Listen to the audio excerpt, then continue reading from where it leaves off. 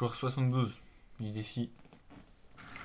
Du défi qui consiste à devenir copywriter freelance en moins de 6 mois.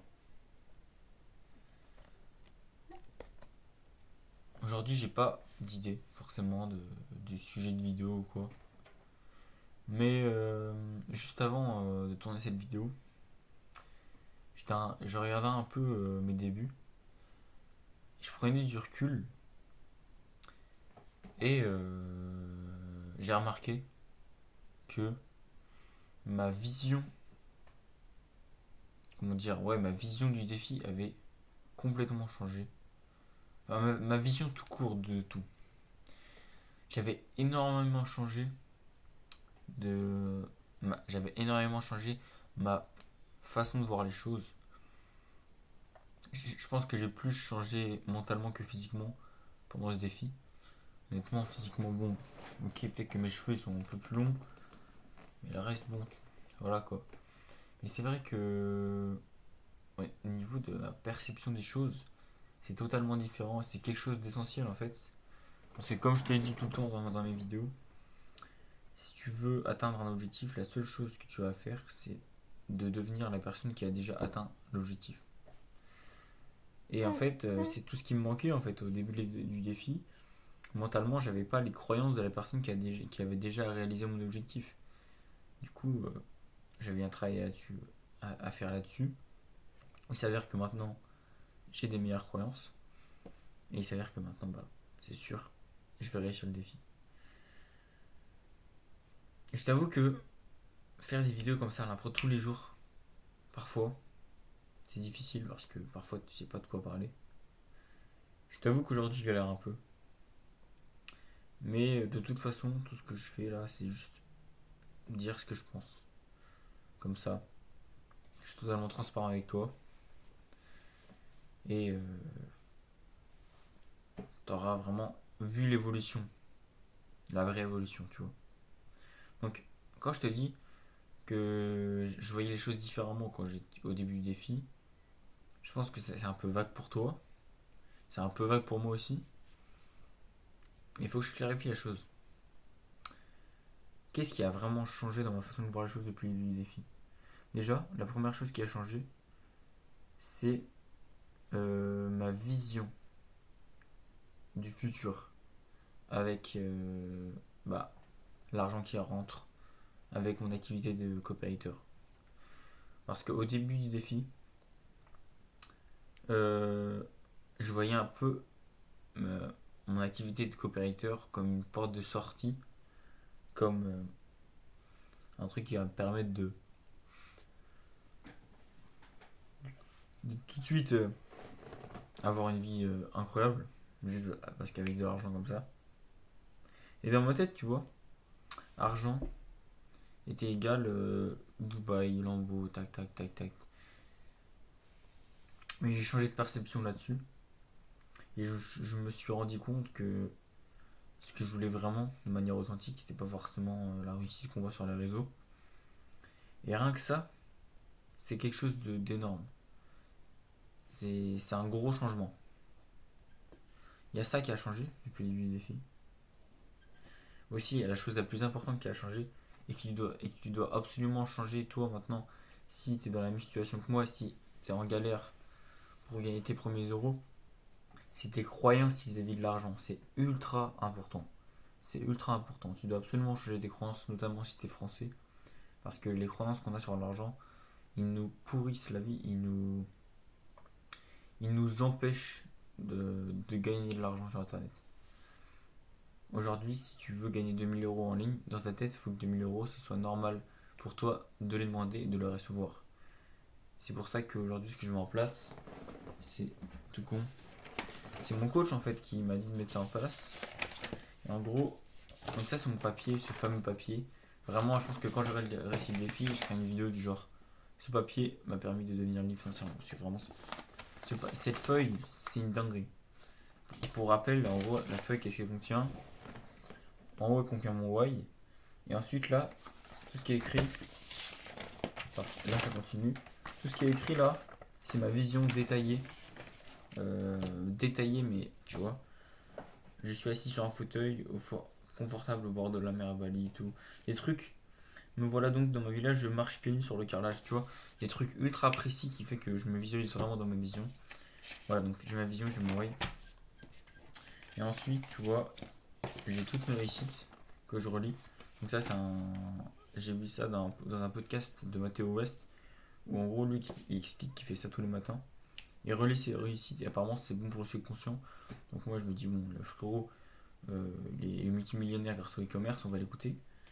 Et honnêtement, ça fait du bien, tu vois, de lire ça au début de ces journées. Ça booste un peu.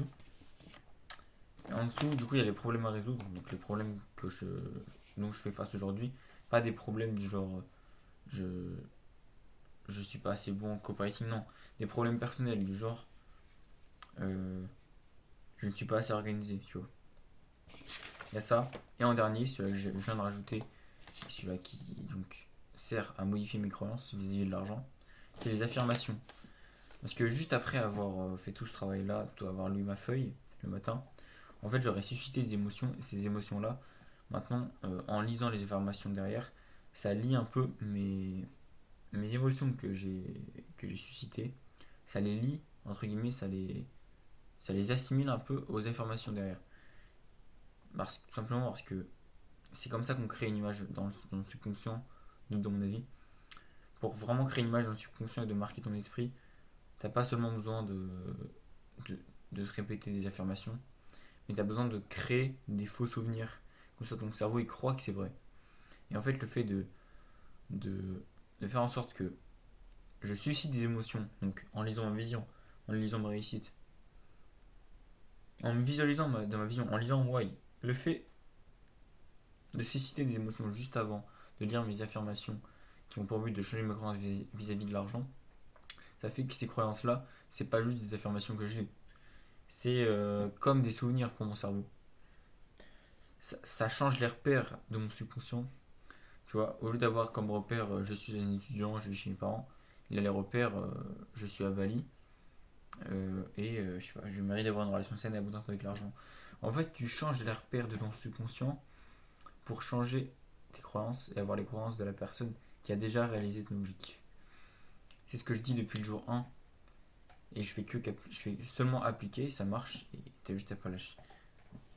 Et du coup, pour en revenir à un truc plus concret, j'ai 10 affirmations du genre l'argent est un outil qui me permet de créer de la sécurité et de la liberté. Je suis ouvert, enfin, plus je parle de l'argent ouvertement, plus je me sens à l'aise avec le sujet. Les trucs du genre je suis reconnaissant pour chaque opportunité de prospérer financièrement. Donc, ça, tu vois, c'est ce genre d'affirmation. Comme je te l'ai expliqué, tu as très bien compris. Ça change mes croyances vis-à-vis de l'argent. Si tu les veux en détail, envoie-moi un message sur Instagram, n'hésite pas. D'ailleurs, si tu as quelques questions, des questions personnelles, du genre comment tu fais pour faire ça en détail, qu'est-ce que tu fais, comment tu fais du copywriting, n'hésite pas à me les poser sur Instagram. Et du coup, c'est ça en fait. Cette vidéo, c'est un peu une rétrospective, même si je sais pas si c'est ça vraiment le mot. Mais c'est un peu une vidéo qui fait le récap un peu de ma vision que j'ai aujourd'hui et de ma vision que j'ai au jour 1. En fait, c'est complètement différent parce que j'ai changé mes croyances pour avoir les croyances du Greg qui a déjà réalisé ses objectifs, comment j'ai fait. J'ai changé les repères de mon subconscient grâce à cette feuille. Et bien sûr, cette feuille, ça n'a pas suffi. Il a fallu passer à l'action comme ça, dans ma colonne mes réussites, et je le mets. Ça crée des nouveaux repères dans ma tête. Ce qui fait que j'ai des croyances beaucoup plus adaptées à la personne qui a déjà réalisé mon objectif. Parce que à partir du moment où tu as les croyances de la personne qui a déjà réalisé tes objectifs, et tu agis comme cette personne-là, c'est-à-dire que tu as les mêmes croyances, tu as les mêmes actions, tu as les mêmes émotions, forcément que tu vas attirer la même chose, tu vois. C'est la logique. Donc voilà. J'espère que je tourne pas trop en rond dans cette vidéo. C'est vrai que j'ai l'impression qu'il y a une petite baisse de qualité. Enfin, je sais pas si mes vidéos ont déjà été extrêmement qualitatives, mais j'ai l'impression qu'ils sont pas de l'ultra bonne qualité mes vidéos. Du moins, heureusement, ça permet au moins de voir l'évolution. Mais c'est vrai que certaines vidéos comme celle-là, où j'ai l'impression de ne pas donner beaucoup de valeur et de pas beaucoup apporter. Donc, je fais une pause. Ok, ok. Donc Donc s'il y a bien un truc que tu dois retenir de cette vidéo, c'est que la différence entre le mois du jour 71 du défi, c'est-à-dire aujourd'hui, ou 72 je crois, du jour 72 du défi, c'est-à-dire aujourd'hui, du mois qui n'a pas encore réussi le défi, mais qui a des opportunités. Je suis en contact avec un client pour du long terme, qui a une grosse audience. Je suis en train de faire du gratuit dans un premier temps. Je suis en train de faire une page d'opt-in, des séquences de bienvenue pour une société d'investissement. Derrière, si c'est ok, on travaille ensemble. D'ailleurs, j'ai eu l'appel tout à l'heure, fin de journée. Je t'ai pas trop parlé d'aujourd'hui, mais c'est parce que c'est vraiment une journée basique, tu vois. J'ai juste bossé tout le long. Donc, comme je disais, la différence entre le mois du jour 72 et le mois du jour 1, c'est là-dedans. C'est les repères de mon cerveau, tu vois. Et si ton cerveau il a d'autres repères, tu vas avoir des différentes croyances, tu vas te comporter d'une différente manière. Tes clients vont le ressentir. euh, tu, tu vas le ressentir quand tu vas travailler. Voilà quoi. Il y a pas tant de monde que ça qui vont comprendre cette vidéo parce que c'est un peu abstrait, c'est pas très bien dit. Et c'est un peu perché. Mais en tout cas, si tu comprends la valeur de cette vidéo et que tu n'en avais pas conscience, sache que c'est ultra puissant. Donc, on se revoit demain pour, encore une fois, détruire ce défi. Et honnêtement, mes clients, j'ai l'impression que c'est comme si que depuis le début du défi, j'avance dans un couloir noir sans rien. Et que là, dans ce couloir, il y a une foule de clients qui arrivent. C'est pas des clients qui sont prêts à me donner leur argent, c'est des prospects qualifiés. Ils arrivent là, je leur parle tous. Et dans cette foule, maintenant mon job, c'est d'en garder quelques-uns pour réussir le défi. Là où j'en suis aujourd'hui. J'espère. Honnêtement, j'espère vraiment réussir le défi dans un mois. Ça serait magnifique. Ça serait magnifique. Ça voudrait dire de 1 que je réussis le défi en 3 mois au lieu de 6 mois.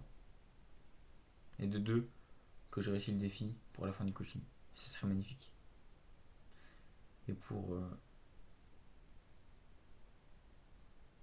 arriver jusque là, tout ce qu'il faut c'est du travail en fait. C'est simple que ça. C'est pas assez ce que je fais là. Vraiment.